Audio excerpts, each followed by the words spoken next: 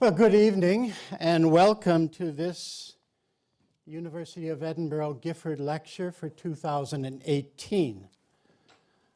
My name is Stuart Brown. I'm Professor of Ecclesiastical History here at the University of Edinburgh, and I'm Vice Convener of the Gifford Lectureships Committee. Allow me to say a few words about the Gifford Lectures before I introduce our speaker. The Gifford Lectures were established in 1885 by the will of Adam Lord Gifford, a justice of the Court of Session, an alumnus of the University of Edinburgh, and a man of broad culture and learning. Lord Gifford's intention was to promote and diffuse the study of natural theology in the widest sense of the term, that is, the knowledge of God and the foundations of ethics or morals. Held at the four ancient Scottish universities since 1888, these world-renowned lectures have brought eminent international scholars to Scotland from diverse intellectual disciplines to contribute to the advancement of theological, philosophical, scientific, ethical thought. And at the University of Edinburgh, past Gifford lectures have included William James, Henri Bergson, James G. Fraser, Albert Schweitzer, Reinhold Niebuhr, Iris Murdoch, and Rowan Williams. It gives me a great pleasure to introduce our Gifford lecturer this evening. She is Professor Elaine Howard Ecklund from Rice University in the United States. Professor Ecklund is an outstanding social scientist. Her extensive international empirical research on the interface of science and religion challenges popular preconceptions and explores implications for individuals, for societies, and for public policy. We look forward to learning more about her research, her valuable work this evening. Professor Ecklund was educated at Cornell University, where she was awarded her PhD in sociology in 2004. Various academic appointments followed. She's been at Rice University, I think, since about 2004. Professor of sociology. Actually, she holds the Herbert S. Autrey Chair in Social Sciences. Professor Ecklund is the founding director of the Religion and Public Life program. She's a member of the James A. Baker III Institute for Public Policy. From 2013 to 15, she was the director of the Bonyuk Institute for the Study of and Advancement of Religious Tolerance at Rice University. In 2011, she launched the Network for the Social Scientific Study of Science and Religion. Professor Ecklund has received numerous grants and awards in recognition of her excellence in research, in teaching, and in service to the community. She is a fellow of the International Society for Science and Religion. She's widely published. She's the author of 4 books and over 60 research articles and many op-ed pieces in the popular press. And this year saw the publication by Oxford University Press of her most recent work with Christopher P. Scheitel, Religion versus Science, What Religious People Really Think. The lecture this evening is being recorded, and the video will shortly be available on our Gifford website. It's now my great pleasure to invite Professor Ecklund to deliver her Gifford lecture on science and religion in global public life. Professor Ecklund.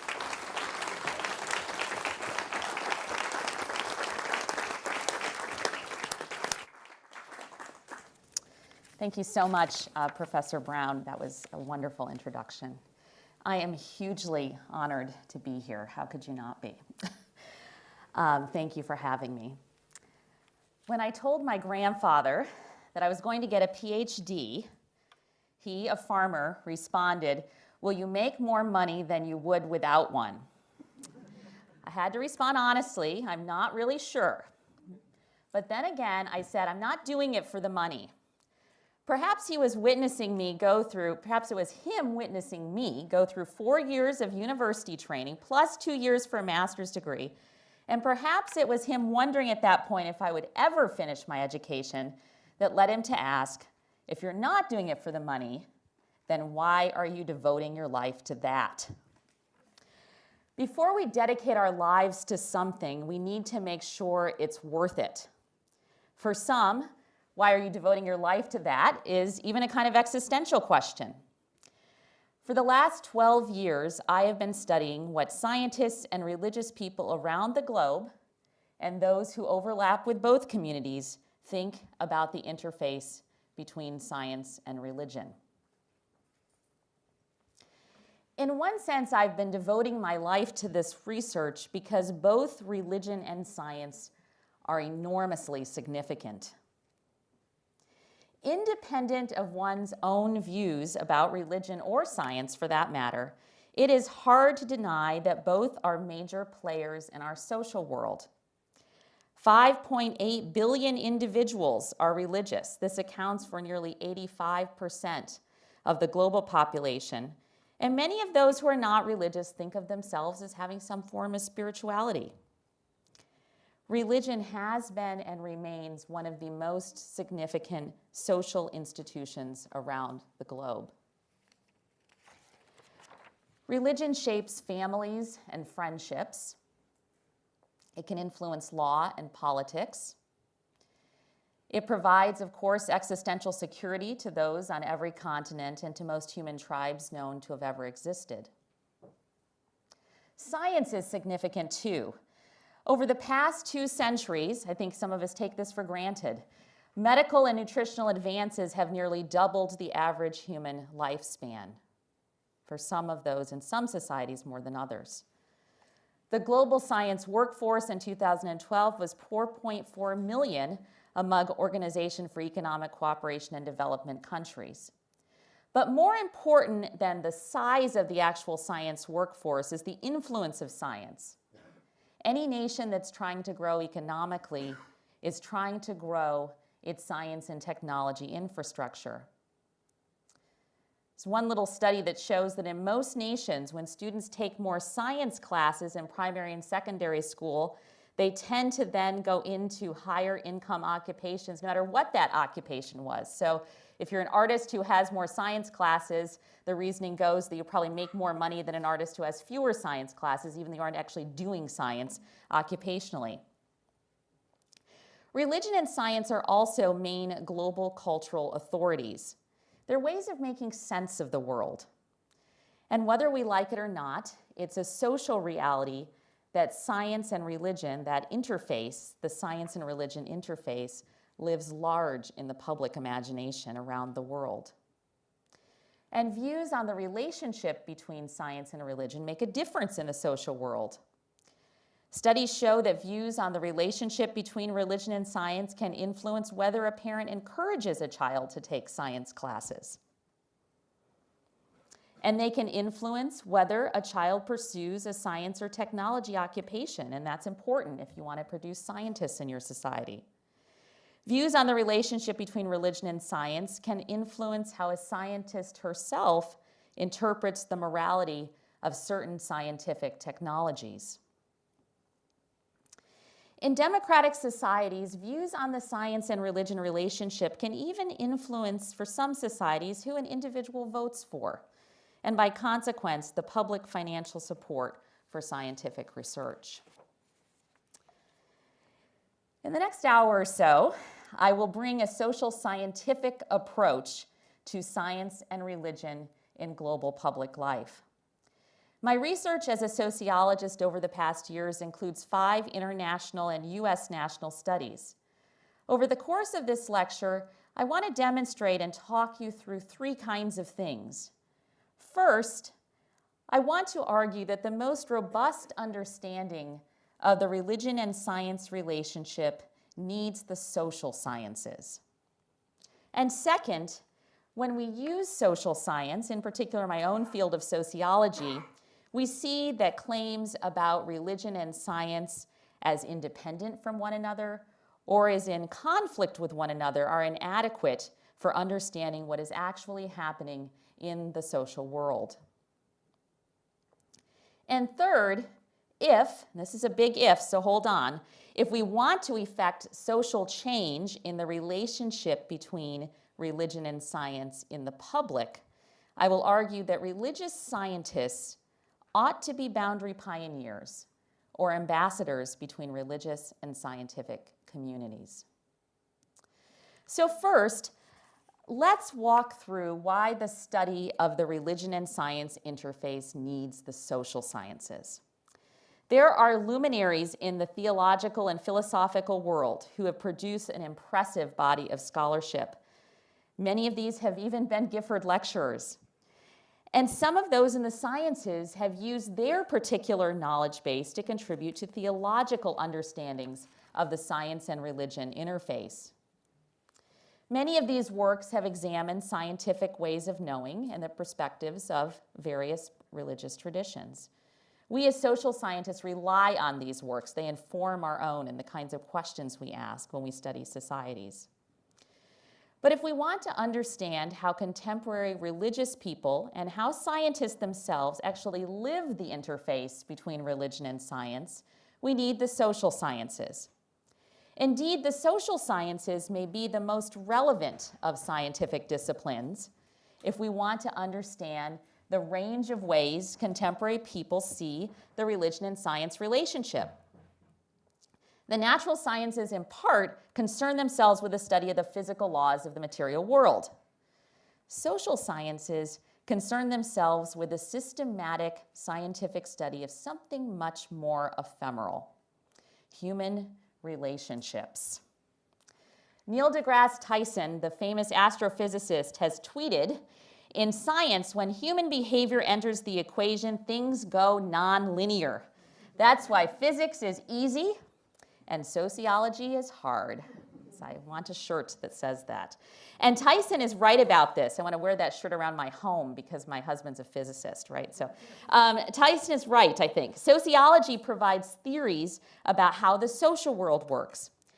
Because that is the social science field I know best, I'm going to focus on sociology primarily. The sociologist in particular is committed to the idea that we gain insight from studying humans in groups or in relationship to one another. Émile Durkheim, the early French sociologist and a non-believer after a painful break from Judaism, suggested that, in his words, communal notions of the sacred reveal something about the community itself. And studying societies and groups can reveal the social distribution of different theologies. And studying societies and groups can reveal how these theologies interface with particular aspects of science.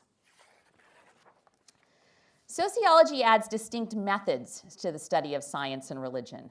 Sociologists transform people's perceptions, realized through discourse or the way we talk about things, into data. Sociologists also observe things, watch social practices, and we turn that into data.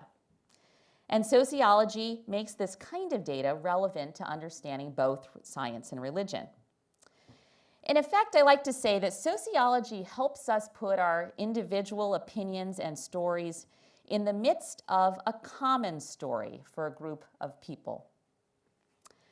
The interface of science and religion is indeed a knowledge interface. Science and religion are important sense-making systems. I think I mentioned that at the beginning.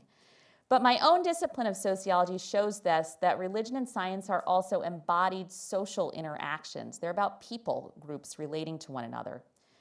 Science and religion are groups of people indeed. They're both thoroughly social. So scientists and people of faith, those who are in both groups, have an impact on one another that can have some consequences for the survival and flourishing of both as groups. Sociology of religion, then, is a kind of theology examined lived. And to study sociology, to study science and religion sociologically is then to study more than meaning-making systems as knowledge. It's also to study sets of social relations and practices enacted in communities. From the perspective of sociology, science and religion each represent power relationships where people compete for status, using social relationships that seem to have more benefit or meaning than just the relational tie itself. Science and religion are also sites of boundary making and boundary maintenance. This means that people in both communities decide who belongs inside and who belongs outside. The questions, who is a good biologist and who is a good Christian, are in part socially defined. And people in both communities of science and communities of religion decide how to cross social boundaries to interact with the other. In the past years, as I've been engaged in the sociology of religion and science, I've tried to look through the lenses of both scientific and religious communities. I've conducted about 5 national and international studies. I should point out here that my studies of science and religion have been funded by the Templeton World Charity Foundation and the Templeton Religion Trust and the John Templeton Foundation. The U.S. National Science Foundation has also funded studies that I've led on gender and morality in science. And Rice University, my own institution, has just funded a study on attitudes religious people have towards environmental care. And I want to acknowledge, although not by name, because there are too many, the 15 graduate students and postdoctoral scholars, one of whom is here tonight, which I'm very, very pleased and honored, have partnered in collecting data and writing publications from these data. So here I'm going to draw primarily on insights from 2 studies. So my team and I at Rice University, through the Religion and Public Life program, have just completed the Religion Among Scientists in International Context study, or RASIC. So our studies that are about religion and science have an R and an S in them, and so that's a condition of the acronym. So for RASIC, we surveyed more than 18,000 biologists and physicists in 8 national contexts. These nations are, you won't be tested after, but if you want to write them down, these nations are France, Hong Kong, India, Italy, Taiwan, Turkey, the UK, and of course the US. After we surveyed scientists in these nations, we then conducted another 600 in-depth interviews with scientists in these contexts. That meant traveling to meet with many of them face-to-face with conversations in offices and laboratories. It's a huge interview-based data collection. I'm perhaps more proud of that than I am the large number of surveys, because it amounts to about 15,000 pages of transcribed materials that we had to wade through, just to give you a sense of the magnitude. I've also studied religious publics, and particularly in the American context. The Religious Understandings of Science Studies, so you didn't get the R and the S, or RUS for short, involved a survey of more than 10,000 Americans. And my team and I then conducted 320 in-depth interviews. And then later we made about 250 visits to churches, mosques, and synagogues to observe religious people in action. So second, I want to use this sociological data to argue that claims about religion and science as independent or in conflict are inadequate for understanding what's actually happening in the social world. We have knowledge ideals about the relationship between religion and science, and these are very helpful. Ian Barber, the famous philosopher-physicist, has developed 4 models for the interaction between science and religion, namely independence, conflict, dialogue, and integration. Of the 4, I found that independence and conflict are the most commonly encountered perspectives in social discourse. The first of these models, the independence perspective, posits that science and religion refer to different aspects of reality. They represent different areas of knowledge. We typically think of this view in its epistemological sense. What types of knowledge are science and religion? The late paleontologist Stephen Jay Gould is often quoted in reference to this perspective for what he famously called as science and religion as non-overlapping magisteria. separate, limited spheres of inquiry and authority. Science then deals with the knowledge of empirical facts, and religion deals with the knowledge of meaning and moral values. But sociologists ask how these perspectives are actually lived. How do they show up in people's lives? And what people say and do, I will argue, rather than just what they know or see as ideals, complicates the notion that science and religion are easily kept separate. The conflict perspective is the other one commonly articulated by the media and among certain sectors of the public. There are, of course, the new atheist scientists, those who think similarly to the US neuroscientist Sam Harris, or to the UK's former Oxford Chair for the Public Understanding of Science, Richard Dawkins. Dawkins, for example, has said, in addition to his many excellent works very much in relationship to the public understanding of science, he's also talked a lot about the relationship between religion and science. So one of my favorite quotes of his is, religious beliefs are irrational. Religious beliefs are dumb and dumber, super dumb. Religion drives otherwise sensible people into celibate monasteries or crashing into New York skyscrapers. Likewise, Sam Harris from my own nation writes, the difference between science and religion is the difference between a willingness to dispassionately consider new evidence and new arguments and a passionate unwillingness to do so. The difference between science and religion is the difference between a genuine openness to fruits of human inquiry in the 21st century and a premature closure to such inquiry as a matter of principle.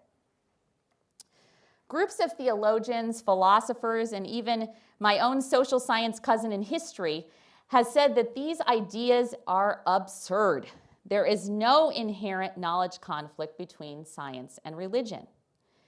And yet we keep hearing about it. This is in part, I think, because conflict sells. And this is in part, I think, because we do not carefully unpack the social conditions of contemporary conflict between science and religion. For example, when journalists interview me, and I've worked with some wonderful journalists, when they interview me about my research studies on science and religion, they typically start out by asking, well, is religion in conflict with science? My answer is always something like, wow, that's a question. Whether religion and science are in conflict depends on what we mean by religion and what we mean by science. I'm just going to deal tonight with the it depends on what we mean by religion piece of things. I will leave it depends on what we mean by science piece of things to another lecture. But in a room like this, I expect you will be quite sensitive to how complicated it is to measure religion as a sociologist. Just two basic categories. Some religious traditions emphasize collective ritual. Some religious traditions place priority on personal belief. For these reasons, sociologists of religion typically define religiosity as a multidimensional concept. We think it can manifest in terms of what we refer to as the three B's: belonging, behavior, and belief.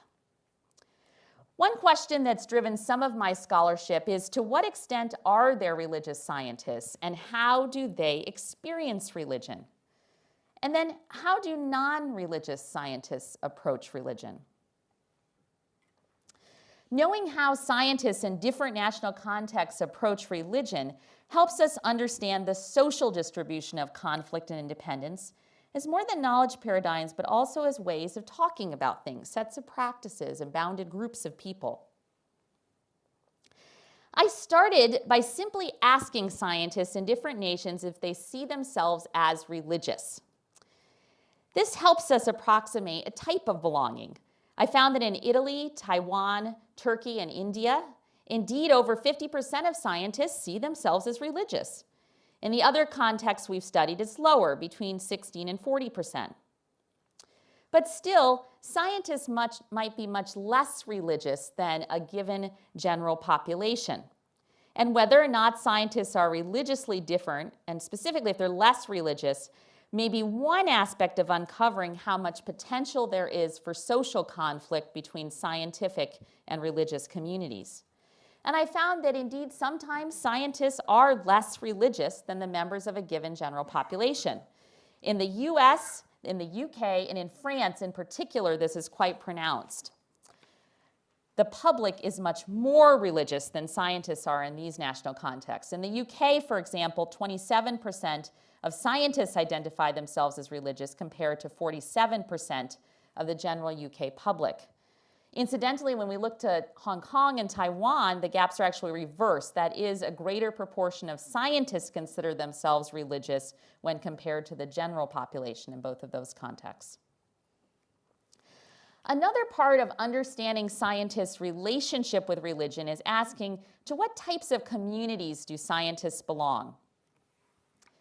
My data reveals that scientists see themselves as belonging. For example, more than half of scientists in Italy, India, Turkey, and Taiwan report some religious affiliation. In India, 94% of scientists say that they belong to a specific religious tradition, of course, Hinduism. Even in France, where affiliation is lowest, a third of scientists still report belonging to some religious tradition, most often Catholicism. In the United States, nearly a quarter of scientists working at universities and colleges identify as Christian, and among these, more than 80% attend church regularly. These numbers seem to contradict the idea that scientists operate exclusively outside of religious communities. But what do scientists believe about religion? One thing about the independence perspective is that it doesn't tell us much about the importance or value placed on each sphere. So when I teach this material for a class that I teach at my university and I talk about Stephen Jay Gould's ideas, I say seeing science and religion as completely separate doesn't tell you very much about the value placed on each. So you could have science be this enormous, friendly, smiley face sphere over here, and religion be this little, mean, angry kind of sphere over here. You could have, if any of you were around long enough to remember the game Pac-Man, you could have science have angry, mean teeth trying to overcome religion and eat up its sphere, and you could certainly have the opposite. So it really doesn't tell you very much about the value or content of each sphere. So what do scientists in particular, as germane to our discussion tonight, think about the value of religion? That's another kind of question we've asked. I found that scientists tend to think that there are basic truths in many religions. As a matter of fact, about half or more of scientists in every country except France indicated this position. And in Taiwan and India in particular, 3/4 of scientists think that there are basic truths in many religions. If we're looking for the conflict perspective, we might think of the atheist scientist, especially in light of the quotes I read from Dawkins and Harris. We might think of the atheist scientist as the most likely to hold the conflict perspective or to just simply be against religion and against religious people. My data show, however, that first of all, there's huge variation in proportion of scientists who even maintain that they're convinced atheists. The greatest proportion of convinced atheists are in France, where about half of scientists say that they're certain that they don't believe in God. This is followed by the UK, where 40% are convinced atheists. And this is followed by the US, where 35% are convinced atheists. And I found some other surprises. As a sociologist, I study people, and people always surprise you. If you've asked me before I began these studies if there were many different ways of being a religious scientist as a good sociologist of religion, I would have said, of course, there are many, many different ways of being a religious scientist. Perhaps there's almost no limit.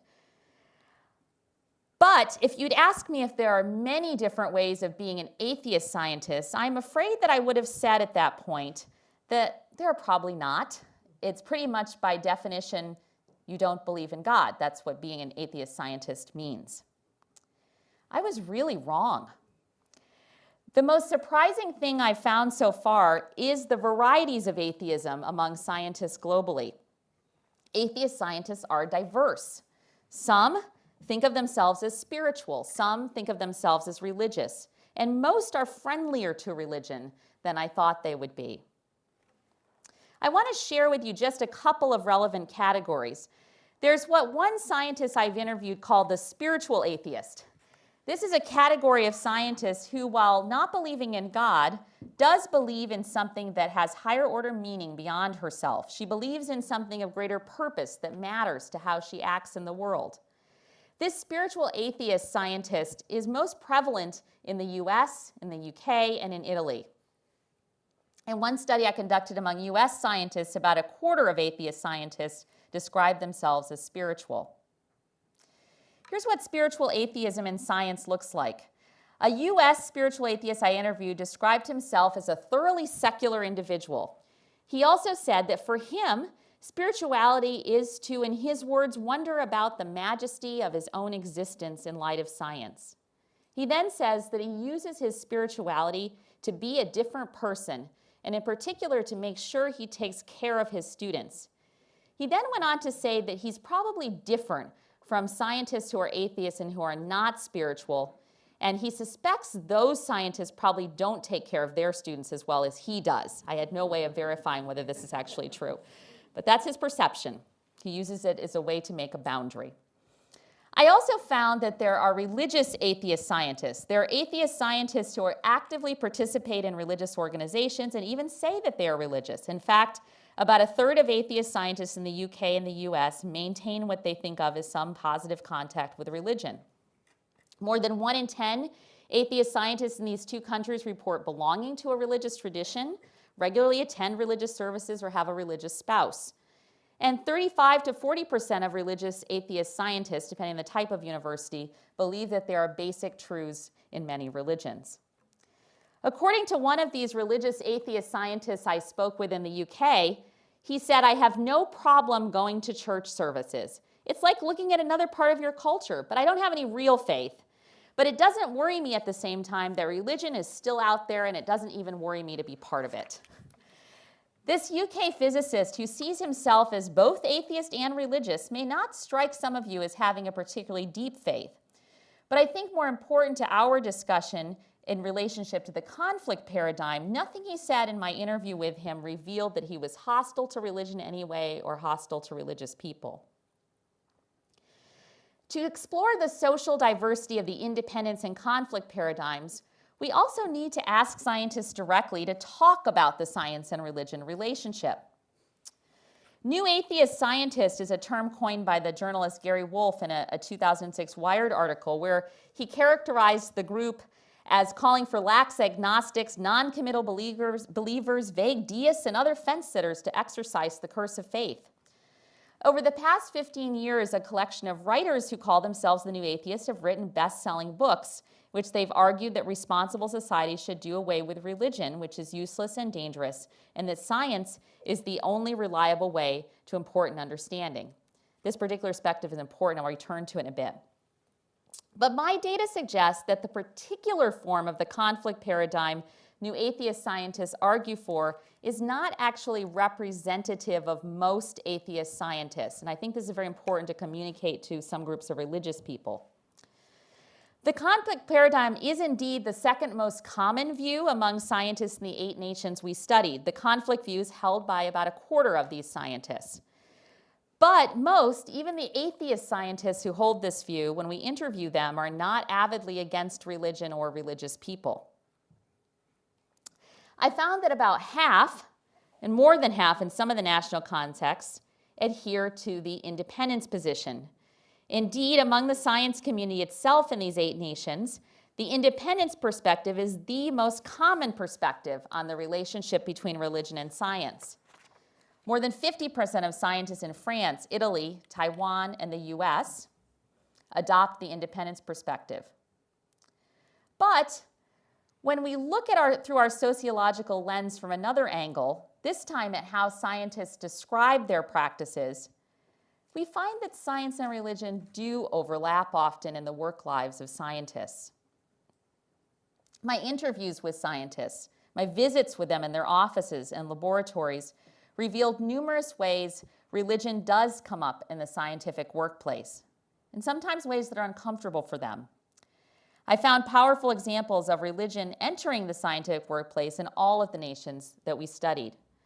For example, some UK religious scientists draw a link between the values and goals of science and the values and goals of their faith, feeling that they are doing their work in service to God. A UK physicist told me Christian faith is important in his life. He said that he believes he is trying to understand how the universe works, and that has a very long tradition in the Judeo-Christian faiths. A Catholic biologist we interviewed described how she and her fellow scientist colleagues get together with others who are Christians and try to figure out the significance of their work in light of their faith. In her words, "I have the desire to make science progress for the benefit of humanity." Christians often feel this way in the sciences, she says. They feel it's compulsory to do science well. And that's because they're good at being scientists. And this means they have to be good scientists for the betterment of humanity as a way to praise the Lord, she said. Religion might enter a university office, an undergraduate class, or doctoral training. This can happen even if an individual scientist believes in the abstract that religion and science are to be kept in completely separate domains. I found that religion sometimes had an influence on the topic a scientist chooses to study. Scientists may use ethical frameworks borrowed from their religious traditions to decide which sources of funding to accept. One scientist told us that she chose not to accept funding from a source that might use her research for weapons development, and this was because of her particular commitment to Catholicism.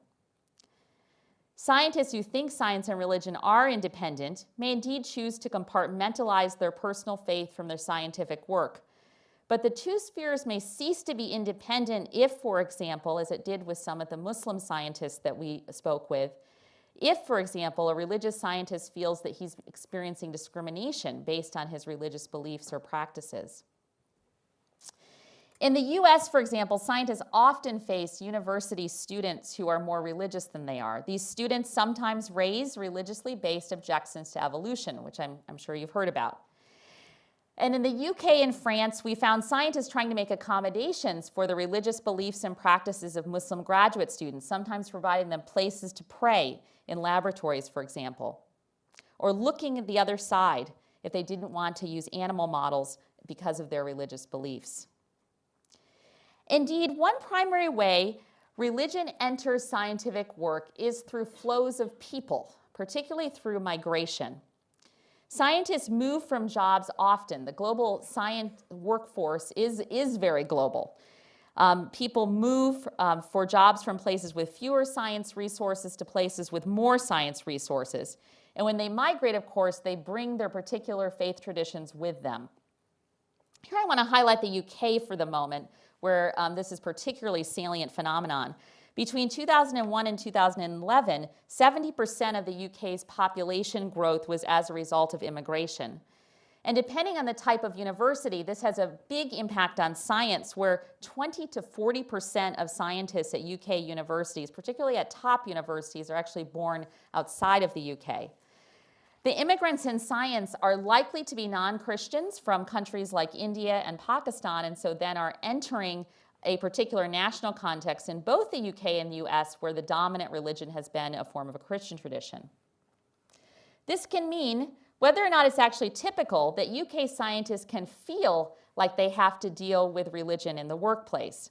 For example, a UK biologist I interviewed who works at a top university said the following: "I had a Saudi Arabian student once. He was a very, very devout Muslim. But I couldn't get him to repeat experiments. If the experiment didn't work the first time, then Allah was directing him in a different direction. We didn't ever repeat something that didn't work because that was not exactly blasphemy. It was being arrogant. It was going against the will of God," the scientist told me about his student. I want to stress here that this is not very typical. This is not a typical Muslim response to science. But what is interesting is that this non-Muslim advisor said, and we heard other kinds of similar stories, the kinds of stories that would make us believe that the population of Muslims in science is actually much larger than it really is. In reality, it's only about 2% of UK scientists are Muslims. So it's interesting in and of itself. In Taiwan, Hong Kong, and Italy, I heard from scientists who said they wanted to keep their religious lives completely distinct and preferably separate from their scientific lives. And yet they also said that they sometimes offered to pray with students about personal concerns in the scientific workplace, or to spend long periods of time talking through with them their particular issues with science. Some had crosses or Bibles in their offices, wore Buddhist prayer beads, which they said they used, And so many scientists themselves, they definitely affirm the view that science and religion are independent, non-overlapping spheres of knowledge. And many, by extension, think then that religion should never in any form enter the scientific workplace. And yet, if we look at the lived religious lives of scientists, or the way that religion actually enters their lives and what they say and do, maintaining this viewpoint is socially hard to sustain. So we've seen that most atheist scientists do not see science and religion as inherently conflict, and even if they do, that they're not particularly negative towards religion and religious people in most instances. Most scientists do uphold an independence perspective, and yet the social reality is that religion does sometimes enter scientific work. Remember that sociology shows us that simple claims about religion and science as independent or in conflict are inadequate for understanding what's happening in the social world. I want to now turn for a bit to the views of religious people and focus on one case, the case of the U.S., because that's the one that I know best and the one where some of these issues are most salient. Scientists, members of the media, and members of the religious public themselves seem to think that there's a conflict between religion and science. And because of this, scientists that we've talked to in the U.S. often think that religious people are not supportive of science, don't like science, or likely not to want science to be funded. Both scientists and religious people alike cite historical events to underscore the conflict narrative when we interview them. They mention, for example, the Catholic Church's persecution of Galileo. They often refer to present-day figures like Ken Ham, who's founder of the Creation Museum, an outspoken U.S. evangelical Christian, and he says, believing in a relatively young earth is a consequence of accepting the authority of the Word of God as an infallible revelation from our omniscient Creator. And they mention former Republican Congressman Paul Brown, an evangelical Christian and a physician who's on the House of Representatives Science, Space, and Technology Committee, and who says all that stuff I was taught about evolution, embryology, the Big Bang Theory, all that, so his words, not mine, all that is lies straight from the pit of hell. It's lies to try to keep me and all the folks who are taught that from understanding they have a need for a savior. Incidentally, in response to his views, when time for his election came, nearly 4,000 people wrote in Charles Darwin in a protest vote. So there does seem to be in people's minds a kind of social conflict. And much of this supposed social conflict between science and religion really seems to be about U.S. evangelical Protestants. In the United States, this is a group that accounts for, depending on how you measure what you mean by evangelical Protestant, about 20 to 30% of the U.S. population. By evangelical Protestant, we meant in our studies those who believe the Bible is the inspired Word of God, that it has authority over their lives. They believe in the resurrection of Jesus from the dead and feel comfortable with the label evangelical. Research even shows that some people of faith assume that a rejection of science is actually part of their faith identity.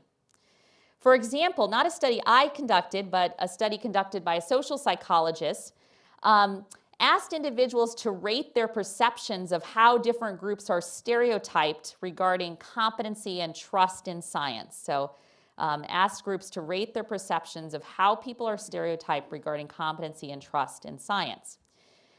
This social psychologist and her team found that in the study that Christians in particular were stereotyped as less trusting and less competent in science than the average person. What was most interesting to me is that even the Christian participants in the study affirmed the stereotype, that they thought that they were less competent and less trusting in science. But we found that these stereotypes don't hold up so much when we examine a diversity of social reality. The good news for those of you who care about support of science in the U.S. should be that Americans, regardless of their religious tradition, seem ready to be persuaded about the benefits of science. In one survey I conducted, I asked U.S. survey respondents whether they agree or disagree with the statement, overall, science does more harm than good. Overall, science does more harm than good. Only 15% of Americans actually agreed with that statement. Evangelical Christians were no different than anyone else. Very few people think that science has a negative impact on society. I also asked my survey respondents whether they agreed with this statement: because of science and technology, there will be more opportunities for the next generation. Because of science and technology, there will be more opportunities for the next generation. 71% of Americans agreed with this statement, and 67% of evangelical Christians agree with the statement that because of science and technology, there will be more opportunities for the next generation. One of I think the most excellent survey questions about social distance between two groups says, who do you want your child to marry? And everyone is fine with their child marrying a scientist. So there, regardless of religious tradition, this is thinking that these people make more money, etc. So there's in some ways there's not so much social distance. But my data also show a more complex portrait of religious Americans' views on the science and religion relationship. I asked survey respondents a direct question about the relationship between religion and science, so a similar kind of question that we asked scientists. So which of the following best represents your views? For me personally, my understanding of science and religion can be described as, and then we gave them 4 choices. So conflict, I think there's conflict between science and religion, and I consider myself to be on the side of religion, was one kind of choice. We also asked them if they thought there was conflict, but I consider myself to be on the side of science, so that's different, right? Independence, they refer to different aspects of reality or collaboration, each can be used to help the other. Despite the dominance of the conflict narrative in the media and public discourse, in reality, most Americans do not perceive religion and science as being inherently in conflict. I found that Americans most likely to hold a conflict view are indeed evangelical Christians and the religiously unaffiliated. Not surprisingly, the evangelicals who do see religion and science in conflict side with religion, not science. But let's imagine, let's just sort of walk through this. Let's imagine for a moment that there is a war between science and religion in the US. Most evangelical Christians on that front line will be standing on the side of religion, consistent with popular stereotypes. Alongside them would be a substantial minority of mainline Protestants, so people like Episcopalians and Methodists, and Catholics. But a larger number of mainline Protestants and Catholics will actually be standing on the other side of this line, on the side of science. They will be joined on the side of science with U.S. Jews, U.S. Muslims, U.S. Hindus, U.S. Buddhists, as well as the religiously unaffiliated. But focusing on this metaphorical war, as we read so much in the papers in the U.S., misses the much bigger story in my findings. The majority of every religious group I studied view science and religion as either being independent or actually in collaboration with one another. The only group that's dominated by the conflict perspective is the religiously unaffiliated. It is important to remember that only a minority of the population in the U.S. faces off in a war between science and religion. The majority of religious individuals are standing off to the side asking, what are you all fighting about? And this includes evangelical Christians. Evangelical Christians are actually significantly more likely than the general U.S. population to see science and religion as collaborating. Over 50% of them consider science and religion to have a collaborative relationship. One Christian I interviewed explained his perspective like this. He said, I think that the more wonders that scientists discover every day makes me believe that science must be created by God, because nobody else could ever think of anything like that. No one can make it all work. It all fits together and works together smoothly and has for millions of years. I think God is the only one that could do that. Where then is all this talk about public conflict between religion and science come from? I don't want to mislead you. For some religious people, there are conflicts with science. And here is where sociology points out the narrow set of issues, a narrow set of issues that are talked about a lot, where there is conflict between religion and science. Theology, then, I think, can help us interpret why this is happening. Where we do notice conflict among U.S. religious people, it's at those points where they see science as infringing, whether or not it actually does, but they see science as infringing on 2 central theological commitments. These central commitments are the sovereignty of God and the uniqueness of humans as made in the image of God. And there are three sets of scientific issues I've studied where ideas about the sovereignty of God and the uniqueness of humans as made in the image of God have become especially salient. These are evolution, human reproductive genetic technologies, and relatedly human embryonic stem cell research, with which the public merges together whether or not scientists would, as well as environmental care and climate change.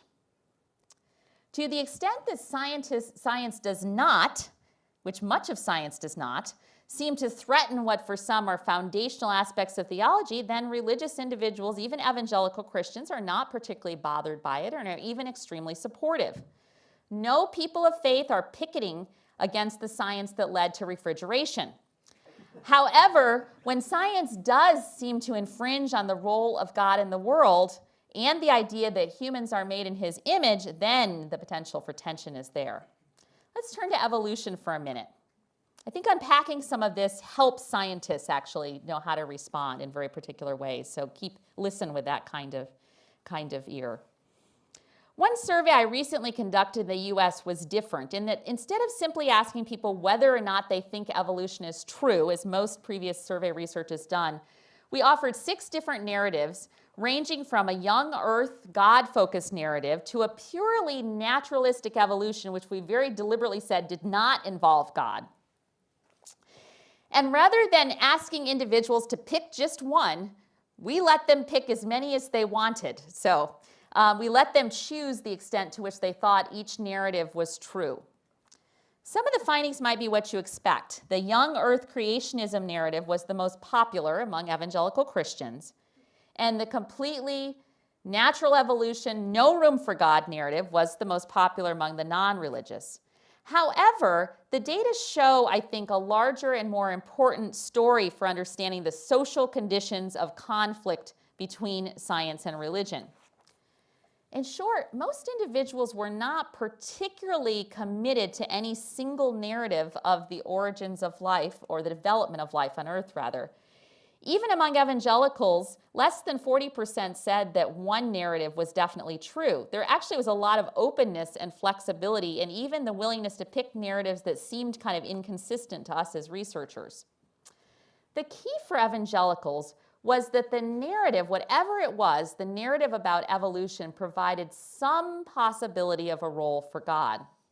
If it did, then they were quite open to evolution. I saw this larger concern about the potential role for God when I talked about evolution with a man in one of the evangelical churches we studied. He said, could a creator have used evolution as a means to create man and animals? Sure, why not? But I think, is God the creator? That's the more important question.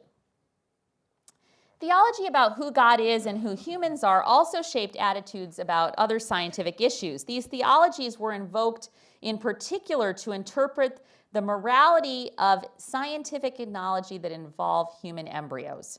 In particular, human reproductive genetic technologies, including a range of technologies related to the genetic screening, selection, and treatment of embryos, and human embryonic stem cell research. These are 2 aspects of scientific research and application that religious people seem to interpret through the same moral lens. Especially U.S. evangelicals, 66% of them think that destroying human embryos is morally wrong, even if doing so helps scientists find cures for diseases. Even 46% of mainline Protestants, who tend to be more progressive about these issues in some ways than evangelicals, also hold this view. And a substantial minority of U.S. Jews feel this way, and Muslims feel this way as well. For example, the idea of using stem cells in medical research from sources that do not involve human embryos is far less problematic for these groups. Less than 20% of evangelicals, less than 15% of Catholics and Jews and Muslims think research using animal embryos, for example, is morally wrong. I heard this from one evangelical Christian woman who said, according to the Bible, human life is sacred, and I believe, based on my study of the Bible, that human life begins at conception. So any time at conception, if you're using an embryo, if you're engaging in a practice that could lead to the destruction of embryonic life, given that definition, I think that's a problem, she said. Environmental science is another tricky area that seems to impinge on ideas about who God is, and I think in ways that maybe environmental scientists have not considered enough, impinges for some religious groups on the idea of the uniqueness of humans as made in the image of God.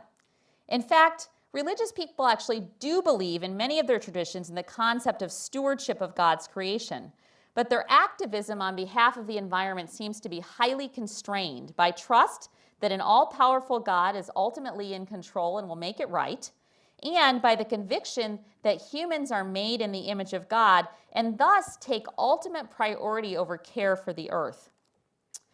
Evangelicals have the strongest view in our survey and interviews of the sovereignty of God and the uniqueness of humans.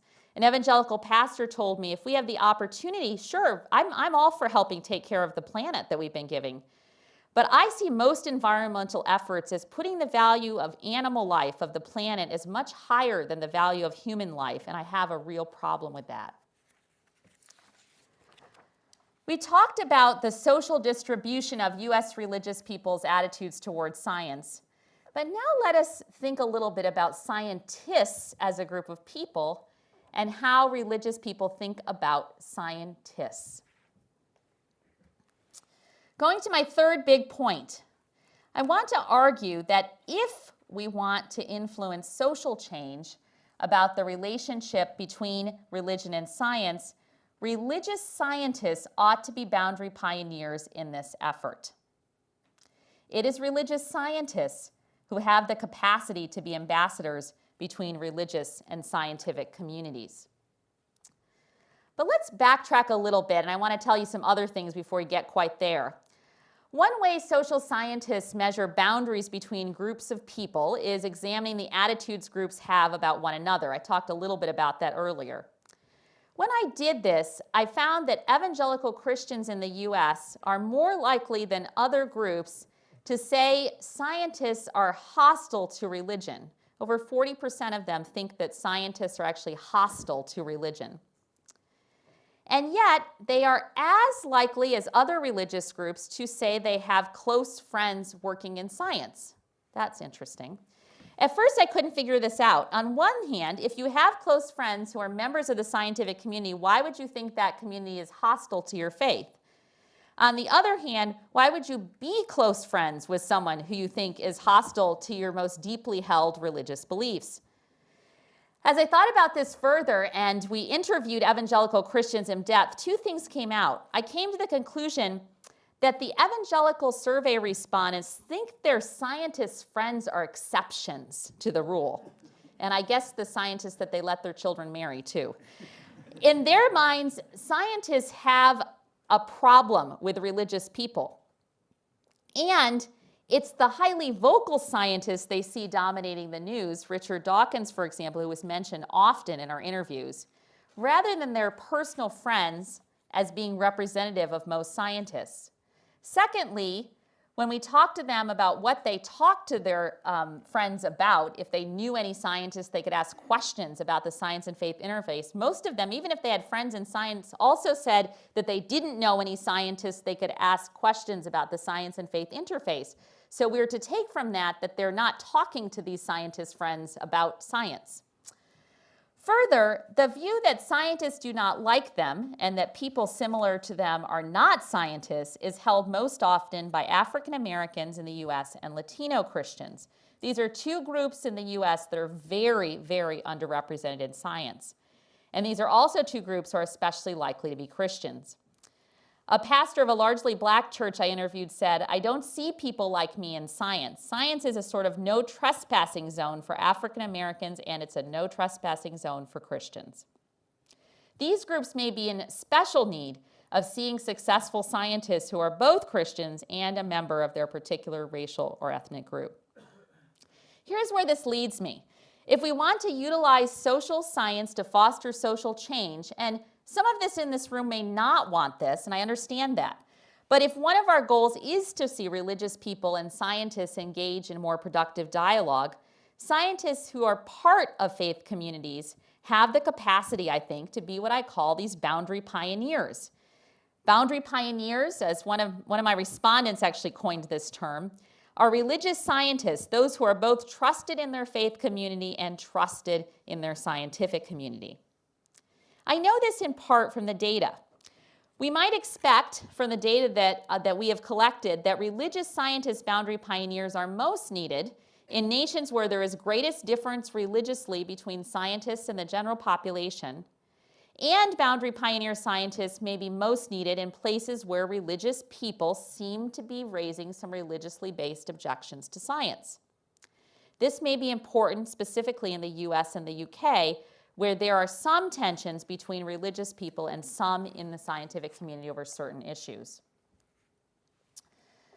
Boundary pioneer scientists can make a difference in the scientific community by breaking down myths and stereotypes there. We found that in both the UK and the US, there was a group of scientists, even among those who are not religious, who these scientists would be pointed to amiably by their fellow scientists as having successfully reconciled science and religion. Surprisingly, these exemplars, these boundary pioneer scientists, sometimes adhered to quite traditional forms of religion, revealing that under certain conditions, secular scientists perceived these religious scientist colleagues in a very positive light. For example, we found that in general, scientists in the US hold evangelical Christianity in a fairly negative light. There actually are not very many evangelical Christians in science in the US. And we found that scientists in the UK, even though there are actually not many Muslim scientists in the UK, still think that Islam can threaten science. But secular scientists generally describe those they perceived as successfully combine religion and science in very positive terms.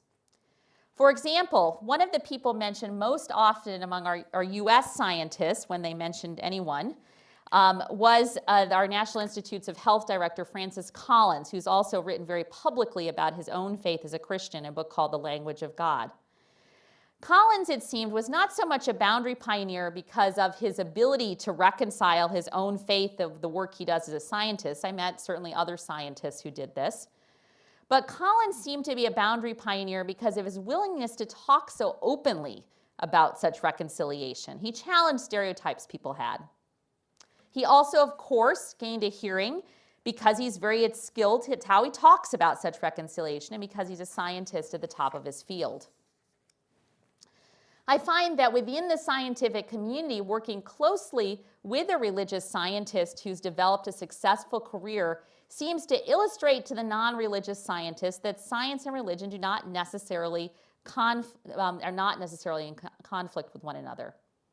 To put it in another way, one of the most relevant justifications I heard among scientists themselves for why there isn't an innate conflict between religion and science was that they had worked with a successful scientist who is also religious.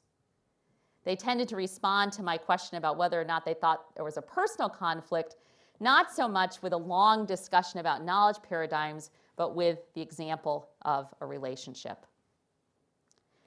Boundary pioneers can also model a life of faith in science to those who are suspicious of science in their own religious communities. These scientists are strategically located to engage with religious individuals sincerely in an attempt to build on common interests and understandings, including things like care for the needy and talking about how science gives us tools to care for the needy better, or making the world a better place in general. They can bring scientific knowledge to religious individuals in ways that are not so alienating, in ways that protect, in the eyes of believers, these two core values, or theologies really, the sovereignty of God and of humans as made in the image of God. They may be more likely to be trusted in communities of faith because they are perceived as having an authentic faith. And research shows that the first step in changing minds is building sincere relationships between opposing groups. And the relationships that are most likely to lead to change are those where people share some similar identities and not other identities. For example, a religious person is more likely to trust and listen to new ideas about science from a scientist who's also a religious person than she is to a scientist who is not religious. Scientists with faith may be able to speak then to the very real specific concerns of religious individuals, and these boundary pioneer scientists may have a better shot at building bridges and advancing science. To be boundary pioneer scientists would need to be more open about their science within communities of faith. Remember that other pieces of my research show that they're not necessarily talking about their science in their faith communities, probably. And they would probably need to be more open. I think this gets tricky, and I'm sure some of you will talk to me about it. More open about their faith in communities of science. I think that in certain contexts, like when a religious scientist is talking to a fellow parishioner, giving a public talk in a faith community, or even in a science environment when a student asks a question about faith and science in a private office discussion, scientists who are religious maybe ought to talk more about their faith. Scientists who are more transparent about their personal faiths will likely find themselves in a better position to breach the fears and anxieties of their religious students and bring them into greater understanding of science.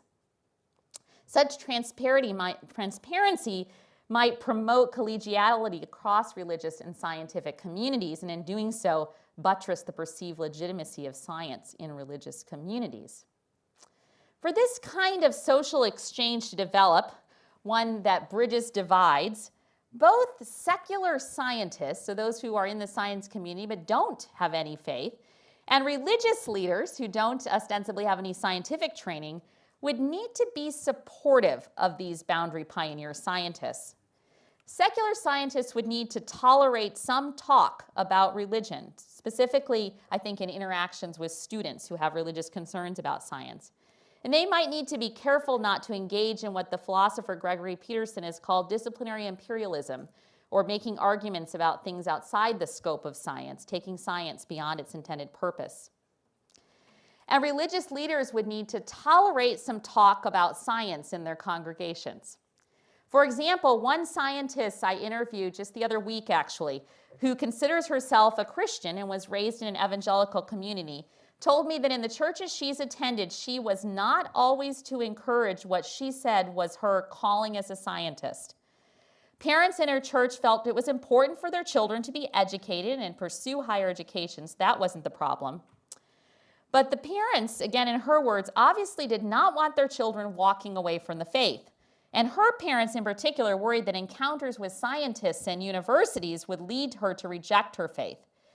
This scientist, who actually ended up studying both evolution and climate change, recounted her experience in her faith community as a child. She said, "I grew up in a kind of conflict model church where I was interested in being in the sciences. That was okay. And still I said I started really being interested in the natural sciences, and especially that I was really interested in evolution. And then I got some pressure that was pretty much like, hey, you can either be a Christian or a scientist. You're going to have to choose." The best research, I think, is often deeply surprising. It dispels common myths that we believe about the world, and maybe even myths we might believe about ourselves. It can help us figure out how much our personal stories line up with the group or with the stories of others. Research like this, social science research, can't really tell us how to live. But if it's interpreted through other values, I think it can free us up to live more consistently with ways that might align better with our core values. If we have as a goal to see the scientific and religious communities working together for the common good of societies, we may need some social science to point the way for that to happen. When it comes to those areas where there is great tension that exists between religion and science, social science helps scientists to understand some of the social sources of these tensions and to approach these tensions with more of a desire to understand the point of view held by people of faith, even if they may not really generally agree with that view. If scientists and people of faith are to begin to have some more informed and meaningful and productive relationships, even under certain conditions, such as environmental care in the US, work together, religious people also need to better understand science and scientists and let go of some of their stereotypes. Both groups need to move beyond the myths. The reality is that they probably need to listen more to one another, to learn from each other, to be in relationship with one another, and to work together if both communities are to achieve their highest and best goals. Thank you.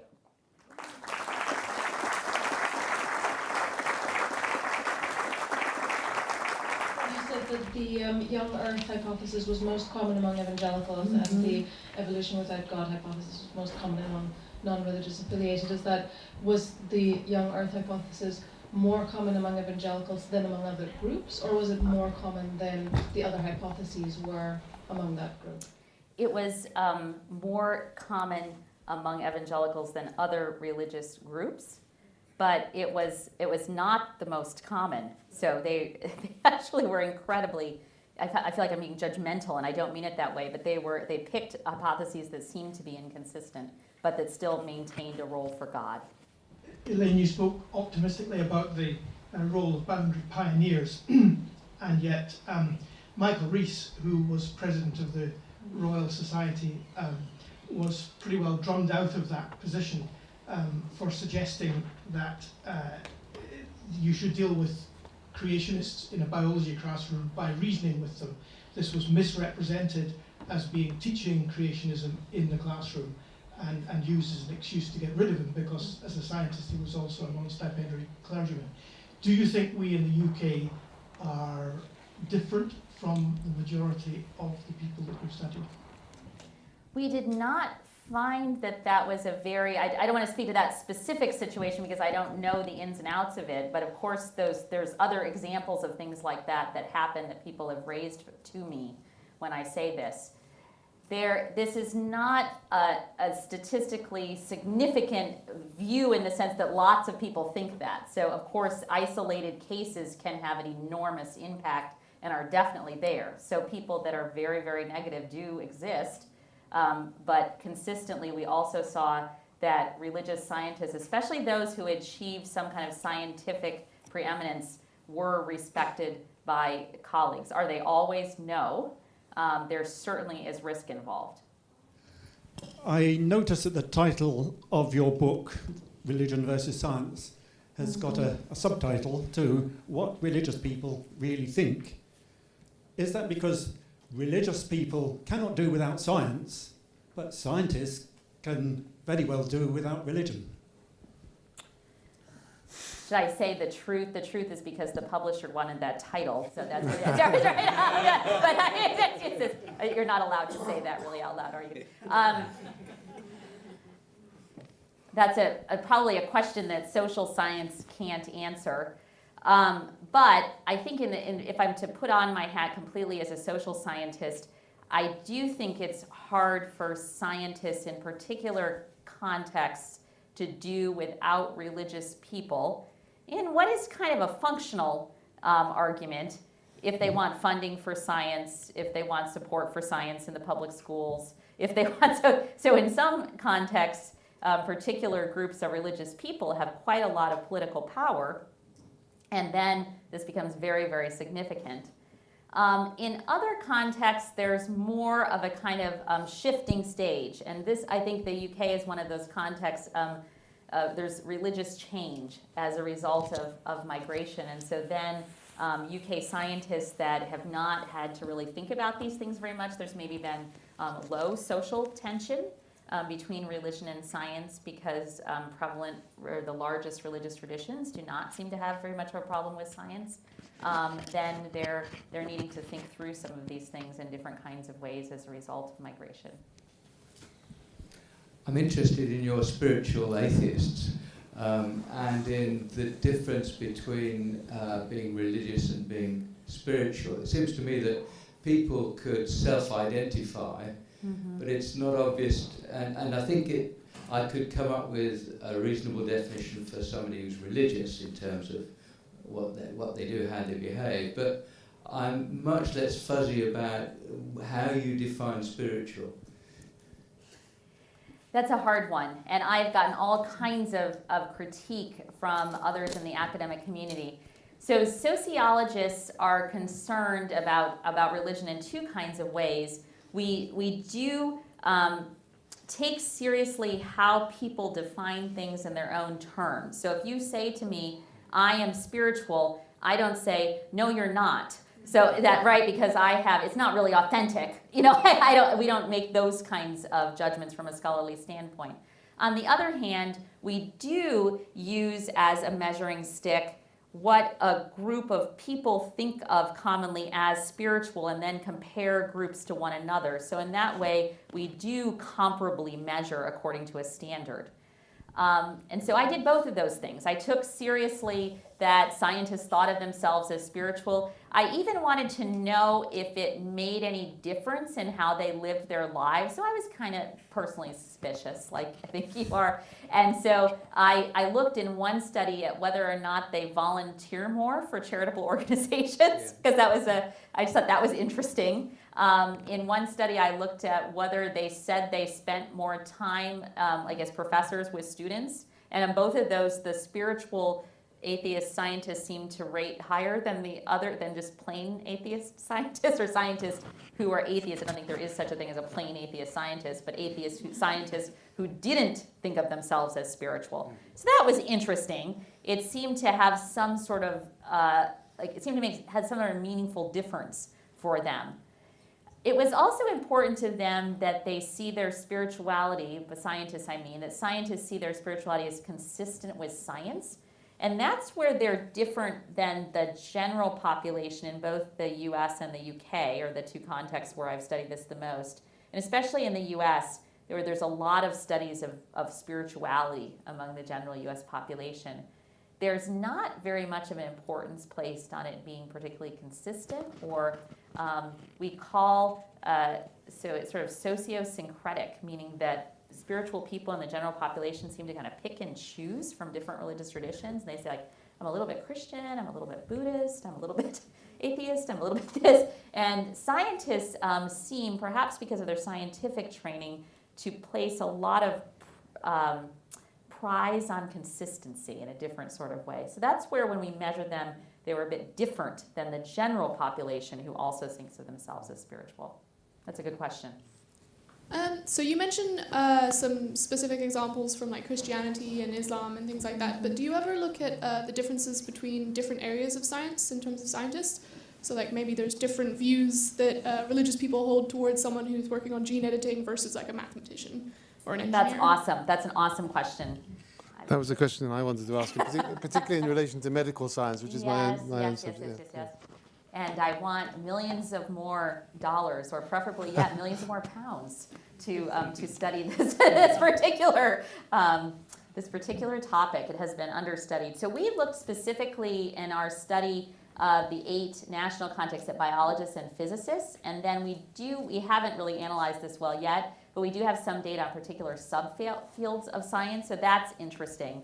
And so in that study and other studies that I've done, there are some differences between what we would call the more applied fields of science. Is a really sticky distinction, but I'm sure the real scientists in the room, the natural scientists, I'm a real scientist, I shouldn't say that, but the natural scientists in the room will take issue with what I'm saying. But the more abstract, theoretic, basic research fields seem to be asking more higher order questions of meaning about their research. That was kind of interesting.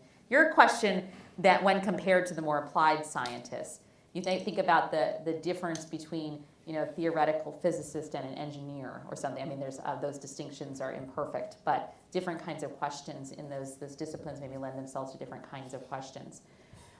In terms of the general public in the US, there's some suspicion of biologists, and I think that's in part because of evolution. I wrote one article with a colleague where we looked at the types of science that parents wanted their children to go into, or classes that they wanted their children to take, and they, in general, as I said, very friendly towards science writ large, but some concerns about biology. And medicine in particular is one. In that particular article, we looked at respect for different fields of science, and everyone wants their child to be a doctor. I mean, it's amazing. Yeah, and especially people who have religious faith of really any sort, so across the religious traditions, place a higher value on medicine when compared to other forms of science. And when we interviewed people, we found that was in part because they thought of the medical sciences as having a greater ability to help people in the world. And because of their faith traditions, they placed a huge value on helping people. except in China, where the top school students don't go into medicine. And medicine is not elevated in the same way as it is in some other parts of the world. Very interesting. Yeah, you were next, I think, yeah. I just wanted to know whether you feel that the media have a role to play in the conflict perspective that you talked about. I thought it was very interesting when you said that religious people have friends with scientists or vice versa. And they said, well, I don't trust scientists, but that's because my friends are exceptions. And you mentioned immigration. I actually think it's been the same in Britain as well, that when we were talking about various groups, and you would challenge someone and say, well, what about the Polish people who work in the health service? People would say, well, not them. I mean, they're okay. They're nice immigrants. I just wondered whether you feel the media has because conflict sells. I do think that's true. That is an assertion that I make. Let's think about what evidence there is to back that up. So I did have at one point, we didn't publish this paper, but I had a student working with me on analyzing major news pieces for about the past 20 years, looking at how members of the media and the top news outlets just in the US, and then we were going to try to extend that to other English-speaking nations, talk about religion and science. If it's ever mentioned in the media, there are some nations where this is just not something that the media talk about very much, and some where they talk about it quite a bit.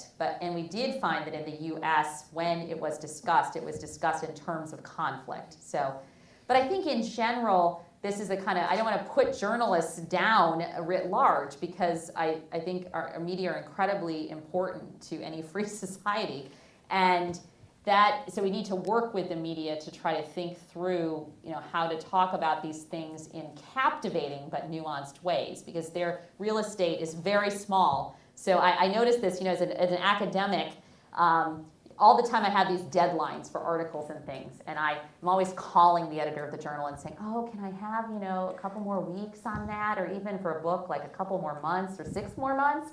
And when a journalist calls me, they say, are you available in the next hour? Because I have to have this done by the end of the day. And if I miss the chance to talk to them in the next hour, then it's over. So that's, their deadline, it's just the pressure is absolutely enormous to get something out there that's captivating and fascinating. And so we have to, I think, tell different stories than we do. So it's tell compelling stories that are interesting, and they're human interest stories that are really fascinating and compelling, that are also truthful about the range of human experience. I'm interested in something which you haven't talked about, which is politics, particularly in regards to American attitudes. That perhaps some of these things we're talking about here are proxies for politics, in that, particularly within evangelicalism, one's slightly uncertain as to what standards actually do apply when you look at the way they vote for Trump, for example, who seems to undermine some fairly core evangelical beliefs. So is attitudes to things like science and religion perhaps a bit more tribal, a bit more identity? That's a great question. I wrote an article with a few students comparing attitudes towards climate change and evolution, and trying to figure out what kind, you can do this with statistical models, try to figure out whether attitudes towards certain scientific issues hang together. So if people who think climate change is a hoax also are against evolution, and if religion predicts that, or politics predicts that, or a mix of them predicts that. And we found that just thinking about environmental care generally, religion is a big predictor of whether or not you think you care for the environment. It is a predictor of your attitudes towards evolution. Politics is not very much of a predictor of attitudes towards evolution.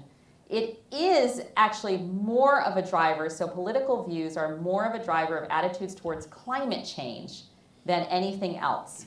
So I call it, I don't know how much you follow US politics, how long you've been following US politics, but I call it the Al Gore effect. So Al Gore, former vice president, came out with this movie called An Inconvenient Truth, really trying to, his big thing is showing the world that climate change is happening and try to get resources for better climate science to have us act.